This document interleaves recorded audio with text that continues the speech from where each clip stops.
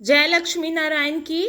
आप सबको मेरी ओर से अज्जा एकादशी की हार्दिक शुभकामनाएं।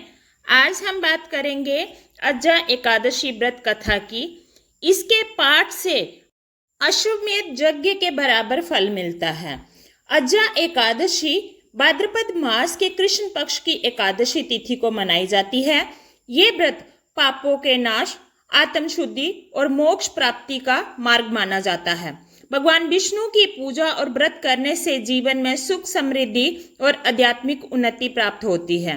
हिंदू धर्म में वर्ष भर में 24 एकादशियों में अज्जा एकादशी का स्थान विशेष और पवित्र माना जाता है।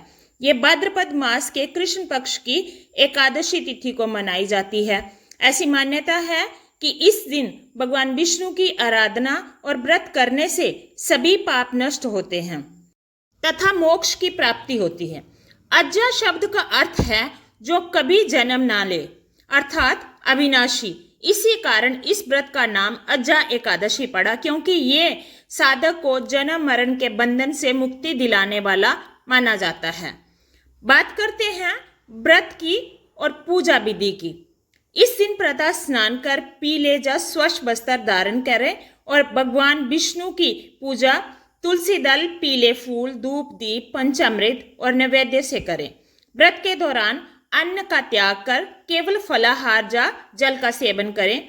पूरे दिन हरि नाम का स्मरण करें और रात में जागरण कर संकीर्तन करें। द्वादशी तिथि को नियम पूर्वक व्रत का पारण किया जाता है। इसके साथ साथ इस व्रत का आध्यात्मिक महत्व बहुत माना जाता है। अज्जा एकादशी को आत्म शुद्धि, पाप मोचन और मोक्ष प्रदान करने वाली तिथि कहा गया है। सच्चे मन से इस व्रत का पालन करने से जीवन में सकारात्मक ऊर्जा, मानसिक शांति और आध्यात्मिक प्रगति होती है। ये व्रत भक्त को भक्ति, संयम और सत्कर्म के मार्ग पर अग्रसर करता है, जिससे जीवन में सुख, समृद्धि और कल्याण बना रहता है। अज्जा एकादशी का व्रत पापों से मुक्ति दिलाने वाला है। पद्म पुराण में वर्णित अज्जा एकादशी की कथा के अनुसार इस कथा का पाठ करने से व्यक्ति को अश्वमेध यज्ञ के समान फल मिलता है। अज्जा एकादशी का व्रत रखने वालों को इस कथा का पाठ जरूर करना चाहिए और अगर कथा पढ़ ना सको तो कथा का श्रवण जरूर करें, तभी व्रत का संपूर्ण फल प्राप्त होता है। आइए बात करेंगे अज्जा एकादशी व्रत कथा की। युधिष्ठिर बोले, जनार्दन, अब मैं ये सुनना चाहता हूँ कि भाद्रपद मास के कृष्ण पक्ष में कौन सी ऐसी एकादशी होती है, कृपया बताइए। भगवान श्री कृष्ण बोले, हे राजन, एकचित होकर सुनो। भाद्रपद मास के कृष्ण पक्ष की एकादशी का नाम अज्जा है।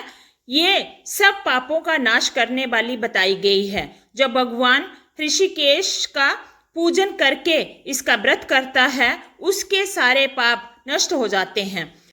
पूर्व काल में हरिश्चंद्र नामक एक विख्यात चक्रवर्ती राजा थे, जो समस्त भूमंडल के स्वामी और सत्य प्रतिज्ञ थे।